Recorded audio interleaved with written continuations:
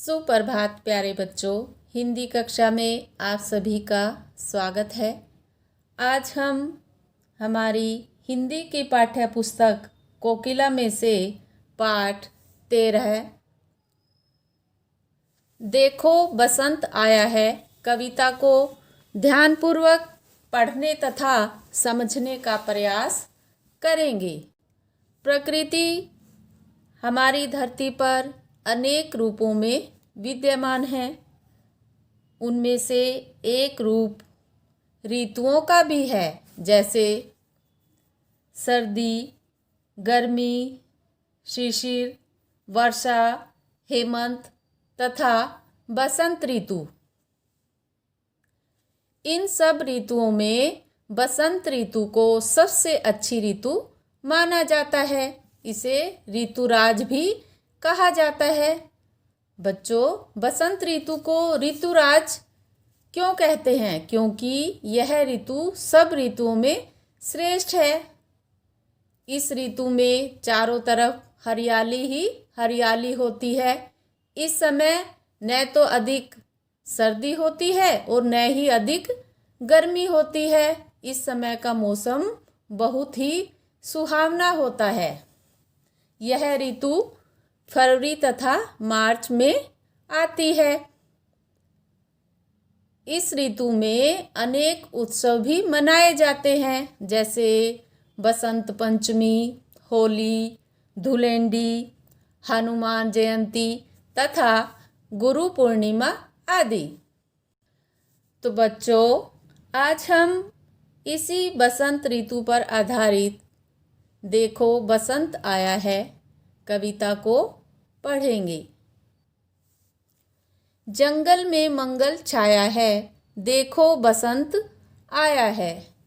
इन पंक्तियों में कवि कहता है कि बसंत ऋतु आने पर चारों तरफ हरियाली ही हरियाली छा जाती है। जंगल में भी आनंद ही आनंद होता है। खेतों की हरियाली भांति पीली सरसों पास बुलाती, मचल रहा नदियों का पानी, सरगम गाती कोयल रानी। बसंत ऋतु के मौसम में खेतों की हरियाली सबको बहुत अच्छी लगती है। पीली सरसों पास बुलाती, सरसों पर पीले पीले फूल आते हैं। वो हमें ऐसे लगते हैं मानो पीले फूलों से लदी हुई सरसों मस्ती में मस्त होकर हमें अपने पास बुला रही हो। मचल रहा नदियों का पानी। इस मौसम में जब हवाएं चलती हैं तो नदियों का पानी हिलता हुआ ऐसे लगता है जैसे नटखट बच्चे शरारत करते हुए इधर उधर घूमते हैं। ठीक वैसे ही नदियों का पानी भी ऐसे ही लगता है जैसे वो मस्त होकर इधर उधर घूम रहा हो। सरगम गाती कोयल रानी। चारों तरफ हरियाली होती है, मौसम बड़ा ही सुहावना होता है। कोयल भी अपनी मधुर आवाज में गाना गाती है। सरगम होता है गीत की धुन, वह भी गुनगुनाती है, गाना गाती है। जैसे चित्र में भी दिखाया गया है, चारों तरफ हरियाली ही हरियाली है और कोयल पेड़ पर बैठी हुई मधुर आवाज में गाना गाती है। भरी धरा की हरियल थाली, पत्ते भी लगे बजाने ताली। गया समय देखो पतझड़ का, बीता मौसम थर थर का। बसंत ऋतु आने पर धरती की हरी भरी थाली हरियाली से भर जाती है, अर्थात चारों तरफ हरियाली ही हरियाली छा जाती है। पत्ते भी लगे बजाने ताली।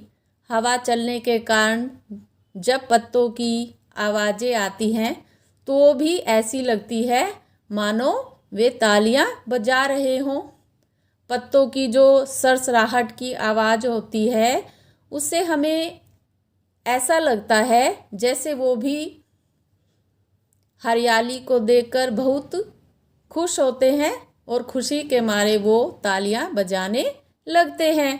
गया मौसम। देखो पतझड़ का। इस समय बहुत अधिक ठंड होने के कारण वृक्षों के, पेड़ पौधों के सब पत्ते झड़ जाते हैं। सभी पत्ते, पेड़ पौधे सूख जाते हैं और वो गिर जाते हैं। बीता मौसम थरथर का। और जो अधिक कंप कंपाने वाली ठंड होती है वो भी समाप्त हो जाती है। पेड़ों ने फिर जिंदगी पाली, लगी झूमने डाली डाली। यह सब प्रकृति की माया है, मौसम नव उमंग लाया है।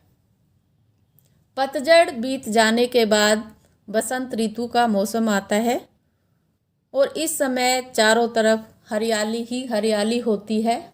पेड़ों पर, पौधों पर नई नई कोंपलें फूटने लगती हैं, नए नए पत्ते आते हैं। सब और हरियाली ही हरियाली होती है। ऐसा लगता है मानो वृक्षों ने नया जीवन प्राप्त कर लिया हो। जिंदगी होता है नया जीवन। लगी झूमने डाली डाली। मौसम इस समय बहुत ही सुहावना होता है। हवा चलने से वृक्षों की, पेड़ पौधों की डालियाँ, टहनियाँ हिलती हुई ऐसे लगती हैं मानो वे मस्ती में झूम रही हो, मस्ती में नाच रही हो। यह सब प्रकृति की माया है, यह सब प्रकृति का ही एक रूप है। मौसम नव उमंग लाया है। बसंत ऋतु का मौसम सबके जीवन में नई नई खुशियाँ लेकर आता है। नव होता है नया, उमंग होता है खुशियाँ। बच्चा बच्चा मुस्काया है, देखो बसंत आया है।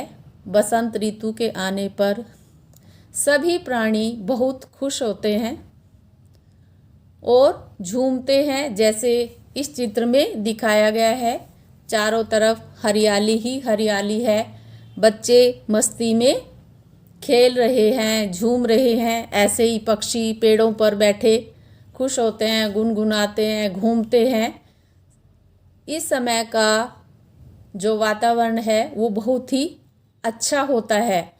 क्योंकि इस समय न तो अधिक ठंड होती है, ना ही अधिक गर्मी होती है और चारों तरफ हरियाली ही हरियाली होती है, जिसे देखकर सब खुश होते हैं। तो बच्चों, उम्मीद करती हूँ आपको यह कविता समझ आ गई होगी। आप अपनी पुस्तक में से इस कविता को अच्छे से पढ़ेंगे। धन्यवाद।